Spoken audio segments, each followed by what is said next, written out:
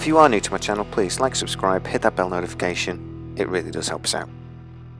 Oh no, so we talk about sightings first, and then we'll talk about where we think it come from. Okay, So right. sightings, 1989, the Belgium UFO wave. Yes. Now, we live near Cosford, and Cosford's to do with this. Yes. So there's the Cosford sighting. It's Mhm. large triangular vehicle went swooping across, and was seen by a couple of military guards, beam and light and thing. On the same night, triangular vehicles were seen flying across Belgium. F-18s went up, chased it. Within 2 or 3 seconds of them getting up to it and like sort of catching up with this thing, it was gone. Whoosh. Piff, puff, poof, gone. And that was in November 1989. Project Condign by the MOD, the British MOD, research from 1997 to 2000, and they recorded 10,000 sightings. Defence Intelligence Staff, or the DIS, concluded that some of them were balloons. There's a lot of balloons, 10,000. Some was ball lightning, which is actually a thing. I mean, we didn't realise until quite recently sometimes lightning goes up as well, and that was quite a in the last 20 years or so we never knew lightning did that, and ball lightning was considered pseudoscience until like 20 years ago, and we realised actually no, it does happen sometimes. Weird, these balls of plasma. But they also concluded that the presence of UFO is indisputable, but they are not hostile or any type of threat or under any observable control. So they said that basically that it's a very British way of saying yes, UFOs are real, but they seem lovely and they don't seem to be a threat. Yeah, that is a very British way of saying that. Not hostile and not under. So they didn't think there was any sort of maliciousness to what they were up to, sort of thing. So March 30th, 1993. There was sightings again all over the southwest of England, and that again was Cosford. Again included Cosford. There was sightings there as well. They all cited large black triangular vehicles. They were seen by multiple witnesses, and I mean, with the Belgium thing, it was seen over England, and then it was seen over Belgium. Next is Russia, basically. So if this vehicle was coming out of England somewhere and flying in that direction, I don't know why it was seen so much. They messed up that, but maybe that was early test flights. It would have been the time frame would be about right. The vehicle was brand new. I mean, perhaps things don't always go to plan. You might be doing a test flight, something goes wrong, you end up having to fly over a bit of land that you weren't intending to fly over rather than the sea, or much more rural area. You end up flying over a city by mistake, or who knows? But it could happen quite easily, I imagine. Now there's crap loads of false sightings. I see videos and images of this aircraft shared on Facebook occasionally. Is this an exciting new next-gen fighter? Perhaps this is the 6th-gen fighter they keep talking about at the moment on the news. Nope, it's the Talon from the movie Stealth, with the very beautiful Jessica Biel in it. A movie that bombed. Not many people saw. So some idiots on Facebook think they can just share these images and will con somebody. And the internet is full of fake images. That's the TR3-b. I mentioned the aircraft carrier video. There's lots and lots of images. There's one, some guy took a load of photos. I think it was the TR3-b in trouble over Nevada, and it was smoking. It might be genuine, but the problem is with CGI nowadays, you can't bloody tell. But there's lots and lots of images bouncing around, and I suspect a lot of them are false. Mainly because if this vehicle flies the way we think it does and has this ability to generate a magnetic field the way it does, I think if they didn't want us to see it, it would be very, very easy for them to make sure we never saw it. This vehicle could even potentially have, ability to warp light or this sort of thing, which means just talking about this with the TikTok videos and things and the UFOs, alien UFOs, they might be able to cloak, basically. This could have a similar, it might not be able to cloak necessarily, but we might not be able to see it well.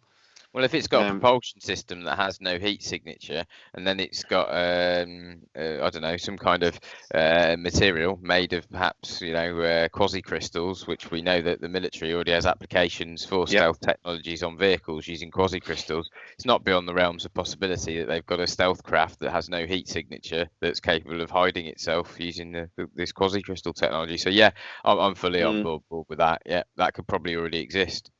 Yeah, most definitely. Can you remember the guy that was in the Disclosure project and he talked about the Dolce base, but he also talked about I can't remember his name. I knew his name as soon as I said it. But I can't think of his name either. No. Yeah, the Dolce base. Yeah. Because we talked about where these vehicles, where the technology for these vehicles came from, right? So he suggested that these were alien technology. No, he didn't suggest. He said blatantly there was alien tech. He said we have these titanium alloys and these other materials that are straight out of the alien playbook. So crashed vehicles, even as early as the 1903, 1904, when we found them, we've been collecting this material for years and trying to develop it. He says the Blackbird was built out of a lot of this titanium alloy, and all of our the stealth materials, because they have like coatings on the stealth vehicles and things to help absorb radar. He said that's all alien tech. And I think we can see that if they've got anti-grav tech, it's going to be inspired by something, isn't it? So if we're going to, like, talking about Bob Lazar saying about how they've got these 7 or 8 vehicles, are we looking at alien technology or a human version of alien technology? Yeah, well, yeah. I'd say, reverse engineered alien tech. So yeah, it's humans analysing their tech and then being able to reproduce it, which obviously does take considerable time when they're more advanced than you.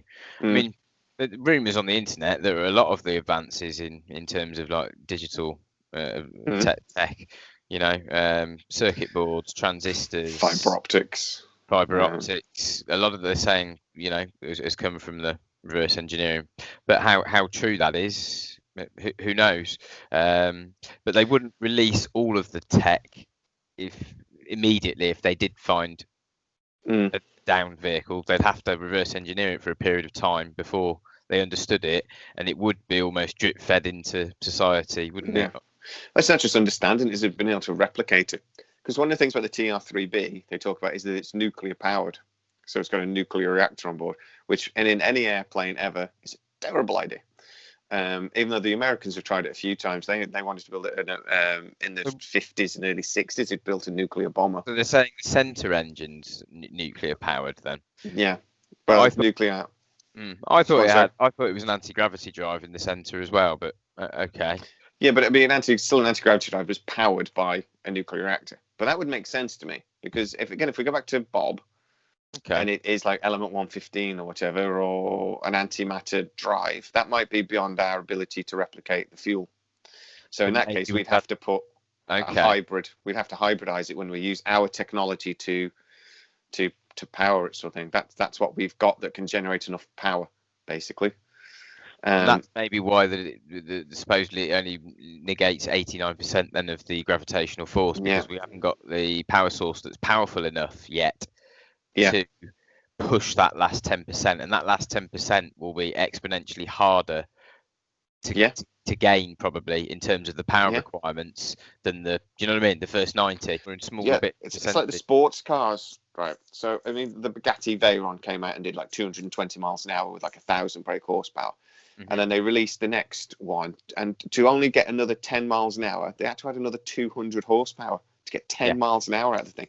It could be a similar thing, isn't it? That the more you do, the closer you get. Rockets are the same. To get out of thing, to lift another 100 kilograms, you have to add a massive amount of fuel. So it's like it gets to a point, that exponential thing where the weight of the rocket gets to a point where you cannot add enough fuel because of the weight of the fuel to account for the extra weight, and it just won't get off the ground anymore. So there's a weight limit, isn't there, on rocket propulsion? Most definitely, what they can actually get to escape velocity and out of the Earth's atmosphere. Yeah, most definitely. So yeah, so I've always wondered that if that's the problem basically, is that we've got this, we don't have a power source capable of driving this thing, so we have to do it with our tech, so we have to hybridize it. But then if these patents are right, they're getting closer to it, aren't they? They're getting closer and closer. Yes. So. Oh yes, with room temperature superconductors, that will be, that's huge. That I didn't know about until we researched some of the sightings of triangular shaped craft, haven't there? Like the Phoenix Lights incident was massive, wasn't it? Where 10,000 people saw a triangular shaped craft the size of a football field. But I don't think it was. Was it supposed to be the exact same shape as the TR3-b? I'm not sure it was. It was more of a V. Was it like a V shape? Yeah. They said, which again is perhaps a different craft and not really this TR3-b that we're sort of thinking is more of the solid triangular, equilateral triangle design. And again, if that was a man-made vehicle, they're pretty thick because they flew it over a major city, which is, I'm not sure what they were thinking there, unless the vehicle again was in trouble for some reason. It was mechanically in trouble. I mean, and there are lots of reasons why it could have happened, but it's a massive vehicle.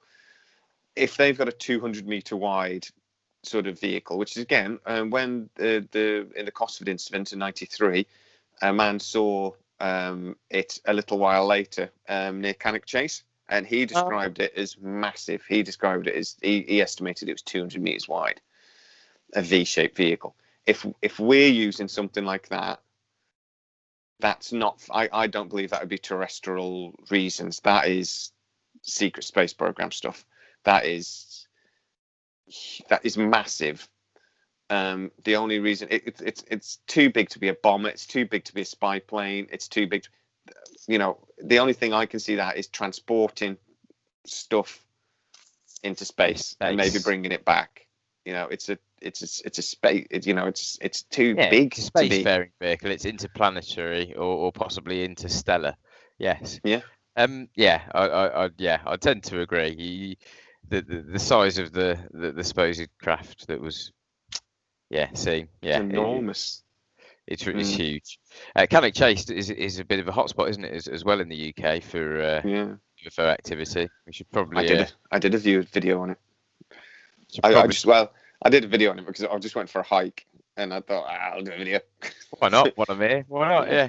Pigmen, werewolves, all bloody sorts. Loads of UFO sightings. So what do you think then? TR3-b or the Aurora project as a whole? Real? Yeah, I'm hedging towards it being a real thing.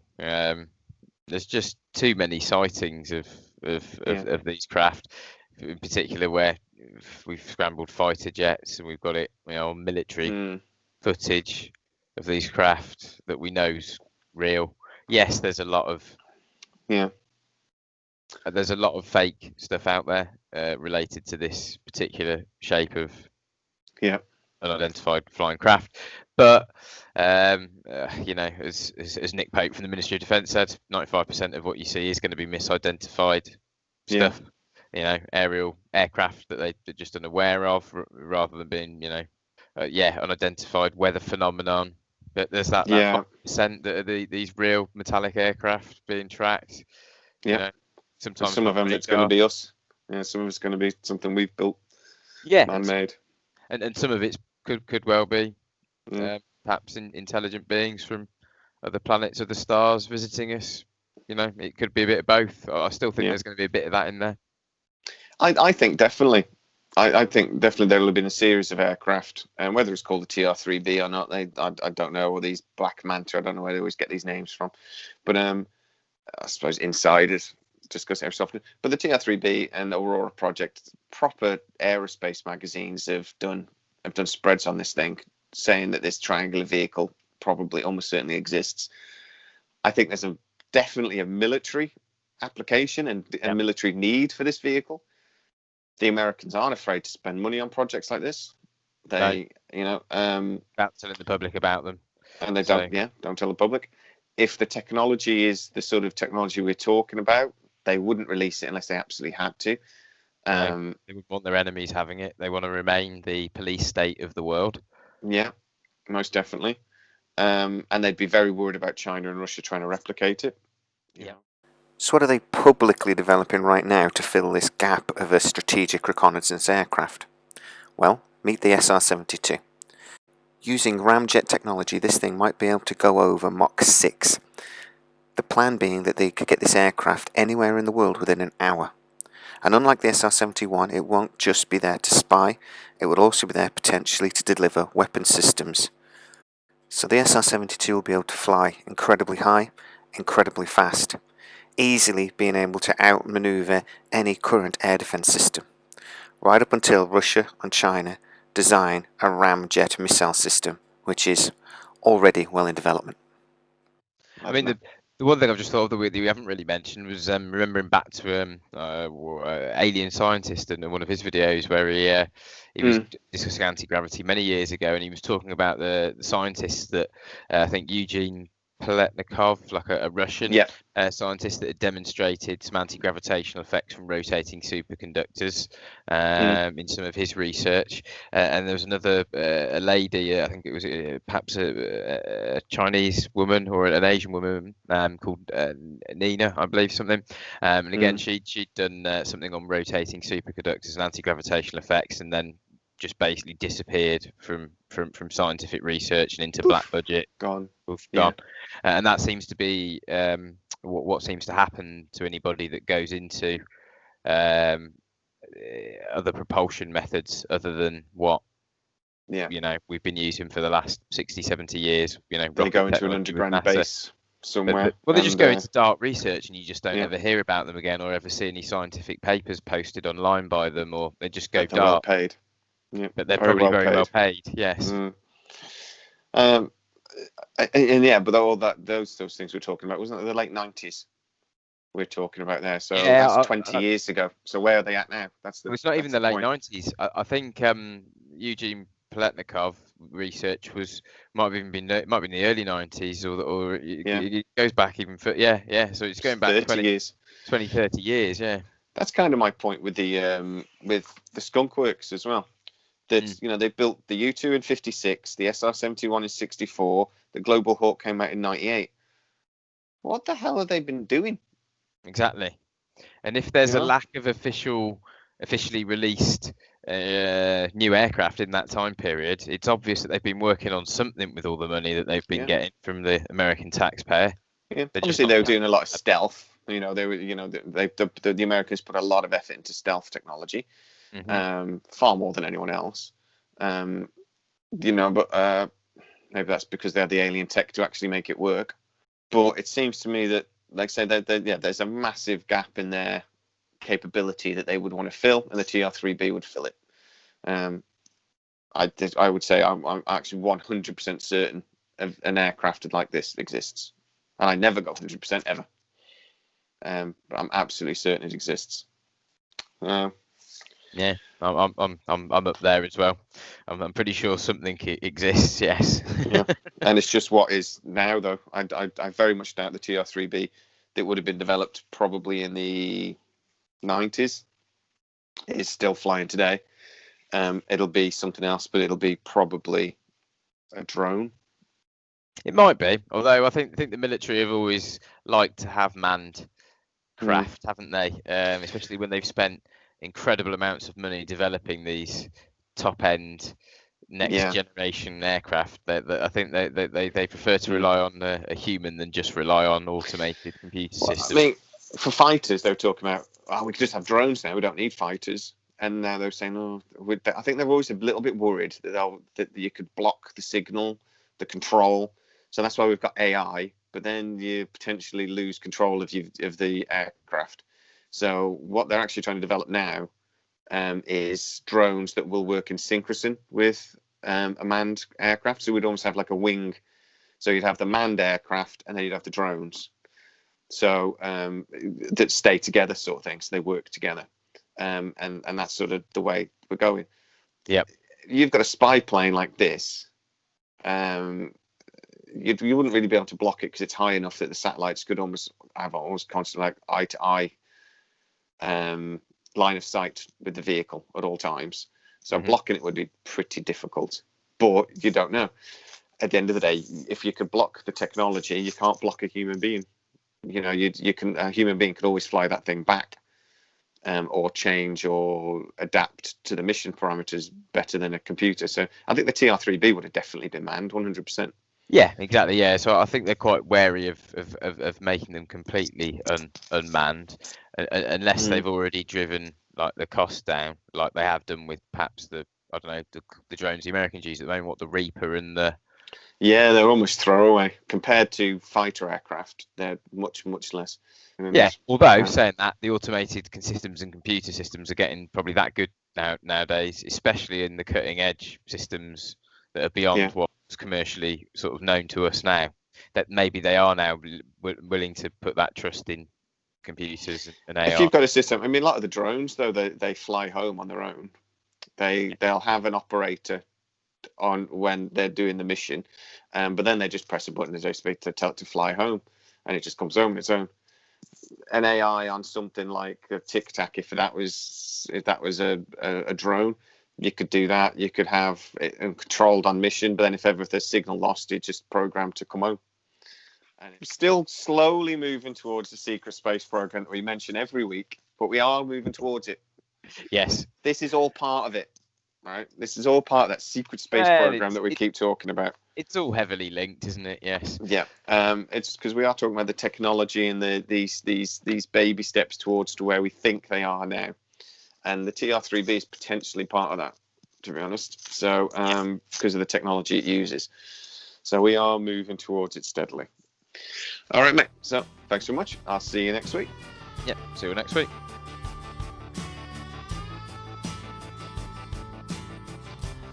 Realise how dusty stuff is. You've dusted for a few weeks. You've only lived there 2 weeks. Well, you have not dusted for 2 weeks. Not. What you mean is you've not dusted. Yes, correct.